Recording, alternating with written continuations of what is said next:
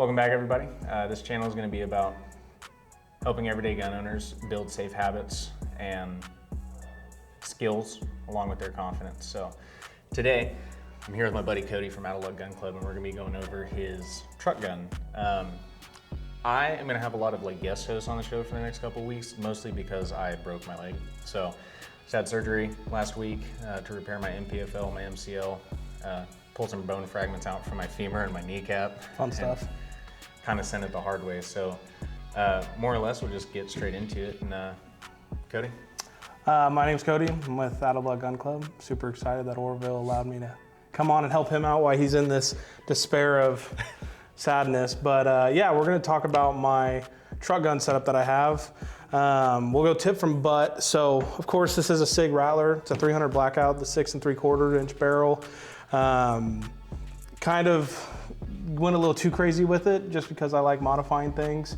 But from the start, I've got the mod light on the front, dead air can on it, which is the Sandman S. I've got the Somo Gear Ingall or L3 Harris, whatever it is. I just found it on Tax Swap one day. Saw Administrative Results have it, and I said, why not get it if I saw it? So that's the reason I picked that up. I've got the EOTech with the magnifier on it, with Unity mounts on both of them, just because tactical days nowadays, you like the risers on everything. Rail scales, I've got the Carve P. I bounce back and forth on whichever one is the the full metal one compared to the plastic one. It just depends on the day that I like it. Then I've got the HRF Concepts magwell, which I really enjoy. I mean, it helps a lot, especially when I shoot night vision. You can also get some really crazy angles on reloads with those. For sure, I mean, they help out a lot. Then of course on the back side, I have a Forward Controls charging handle. Plus I also swapped it to the 45 degree safety. And I did the BCM hand grip. I just have that on all my rifles. Good man. Yeah, keep it simple. Then to the back, I've got the SIG stock, straight from the SIG. As you can tell, I've got FDE everywhere in black. I just can't make up my mind. And then plus something cool that actually just recently came out, which is a quick sling, which is super convenient, especially for having it on a truck gun. I like it a lot just because it's legit. I can push through and the sling comes out. It's been very convenient for me, especially when I'm grabbing it and going quick. I don't have to worry about ripping a sling out or a sling getting in the way of me racking the charging handle or anything like that. So it's been very convenient for me. How many rounds do you think you have through it so far since you got it? Probably 3,000. And have you had any malfunctions with it? I have yet to have a malfunction with it. The only thing that I've had go wrong with it was a sling getting caught in when I was doing some drills, pulling it out of my truck. So that's the one thing that I fixed on it. And now, being that it's 300 Blackout, because another huge part of this channel is, making sure people train. We want you to train with the firearms that you do own, and I'll tell you right now personally that I've seen Cody in here training with this quite consistently. I don't doubt that he's put 3,000 rounds through it. But the one thing that I am kind of curious, since it is 300 Blackout, how often can you get this thing to get picked up on a shot timer? Never. That's the, yeah, especially if you're shooting subs.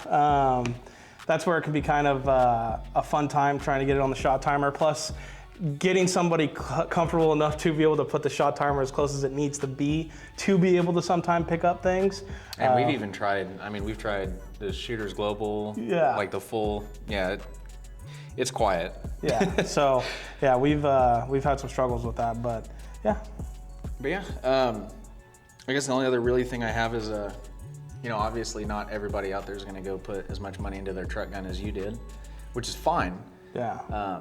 Because everybody should be comfortable in their own budget with what they are putting into their truck gun, But if someone had the money and they wanted to do something and build pretty much exactly what you have built here, would you say that you have any regrets, or would you recommend it? Would you go a different route? I would recommend it, but one thing that I would highly advise, and something that Orville goes off of a lot of, and something that I go off of, is you need to train with what you use. That's an absolute huge thing, especially with the 300 Blackout.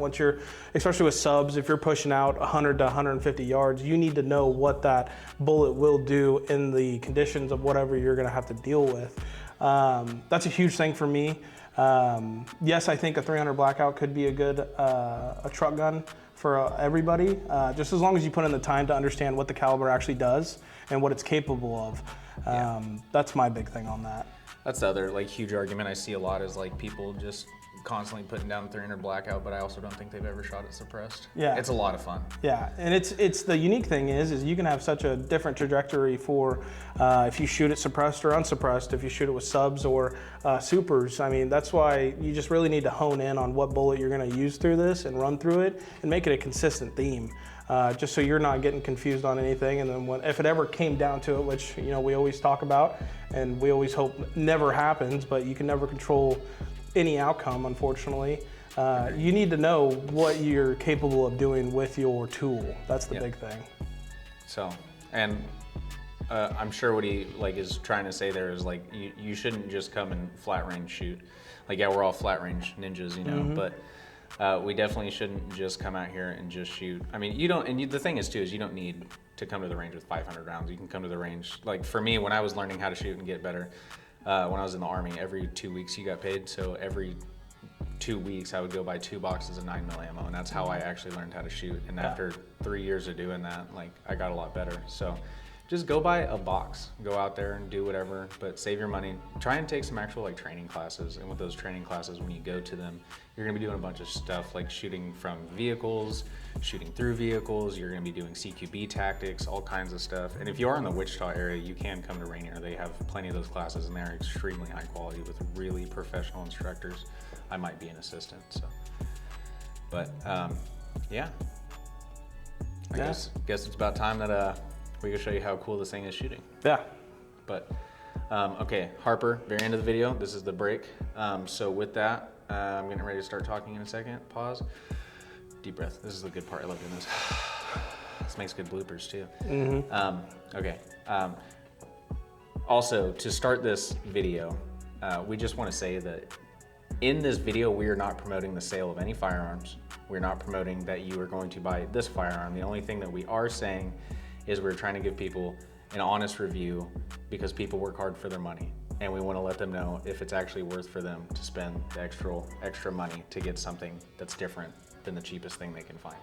This is not a firearm sale. Yeah. Yeah, I feel like I just have to drive that home. Do you want to practice real quick with no Fuck ammo? no, dude, let's ride. All right. I have 6 more rounds. Let it ride. Let's let it ride. All right, on you. Wait, really quick. Take one step forward. One more step. Yeah, now you're in the light. All right. Okay. All right. On you.